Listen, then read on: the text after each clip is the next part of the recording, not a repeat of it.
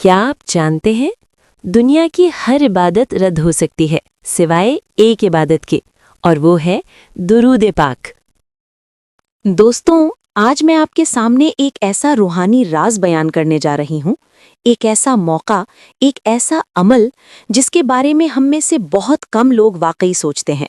हालांकि ये अमल हमारी पूरी जिंदगी बदल सकता है। हम सब इबादतें करते हैं, कभी नमाज अदा करते हैं, कभी रोजे रखते हैं, कभी अल्लाह की राह में सदका देते हैं, और कभी दिल में ये ख्वाहिश रखते हैं कि हमें हज या उम्रा की सआदत मिल जाए।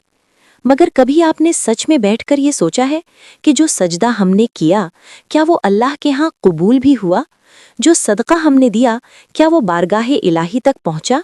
या कहीं ऐसा तो नहीं कि हमारी कोताहियों की वजह से वो रद्द हो गया हो? ये सवाल हर मोमिन के दिल को हिला देता है, क्योंकि हम जानते हैं कि हमारी इबादतों में कमज़ोरियां होती हैं।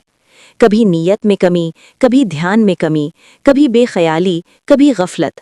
और इन कमज़ोरियों की वजह से इंसान हमेशा डरता रहता है कि कहीं मेरा अमल अल्लाह के यहाँ रद्द ना हो जाए।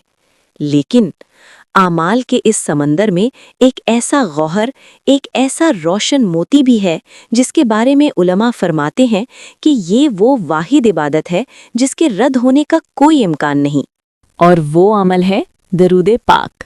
जी हाँ, दरूद पाक वो जिक्र है जो हर हाल में कबूल होता है, चाहे इंसान गफलत में हो, चाहे उसका ध्यान मुकम्मल हाजिर ना भी हो, चाहे ज़ुबान पर सिर्फ चंद अल्फाज ही आए हों, फिर भी अल्लाह इस अमल को ज़ाया नहीं होने देता। लेकिन सवाल ये है कि आखिर क्यों? ऐसा क्या राज है दरूद पाक में कि इसे कभी रद्द नहीं किया जाता? आइए इस राज को समझने की कोशिश करते हैं। दोस्तों, जब हम कोई भी इबादत करते हैं ना, तो उसमें एक चीज़ शामिल हो जाती है, हमारी मैं, हमारी अना। हम नमाज पढ़ते हैं तो कहते हैं मैंने नमाज पढ़ी, हम रोज़ा रखते हैं तो कहते हैं मैंने रोज़ा रखा, हम सदका देते हैं तो कहते हैं मैंने दिया। यानी हर इबादत में कहीं ना कहीं मैं का ताल्लुक मौजूद होता है, और जब मैं आ जाए तो कमज़ोरी का इम्कान भी आ जाता है। कभी इबादत में इखलास कम हो जाता है, कभी ध्यान इधर उधर हो जाता है, कभी नीयत में फुतूर आ जाता है, और यही चीज़ अमल के रद्द होने का सबब बन सकती है। लेकिन दुरूद पाक की अज़मत ये है कि इसमें इंसान की मैं मौजूद ही नहीं होती। जब आप दुरूद पढ़ते हैं तो आप क्या कहते हैं? अल्लाहुम्मा सल्ली अला सय्यदना मुहम्मद। ए अल्लाह, तू अपने हबीब सल्लल्लाहु अलैहि वसल्लम पर रहमत नाजिल फरमा।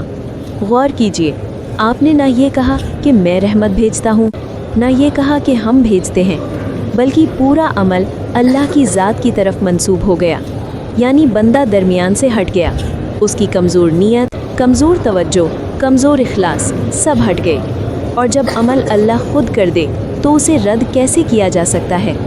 यही वो अजीम राज है जो दुरूद शरीफ को बाकी सब जिक्र से मुमताज़ करता है। इस अमल में ना नीयत के फितने का ख़तरा, ना रिया का डर, ना गफलत का नुकसान, ना रद्द होने का अंदेशा, क्योंकि बंदा सिर्फ अर्ज़ कर रहा है और अमल करने वाली ज़ात अल्लाह खुद है। दोस्तों, दुरूद पाक अल्लाह की तरफ से हमें दिया गया एक अजीम तोहफ़ा, एक अजीम सहूलत, एक अजीम दरवाज़ा है।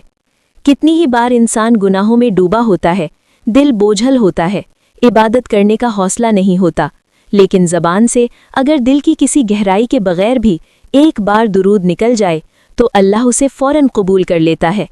ये हम जैसे कमज़ोर, टूटे हुए, गलतियों में गिरे हुए बंदों के लिए कितनी बड़ी खुशखबरी है। आएँ इस वीडियो के आखिर में हम अपनी मैं को मिटाकर अल्लाह से आजिज़ी के साथ अर्ज़ करें, अल्लाहुम्मा सल्ली अला सय्यदिना व मौलाना मुहम्मद व अला आलिही व सहबिही वसल्लम।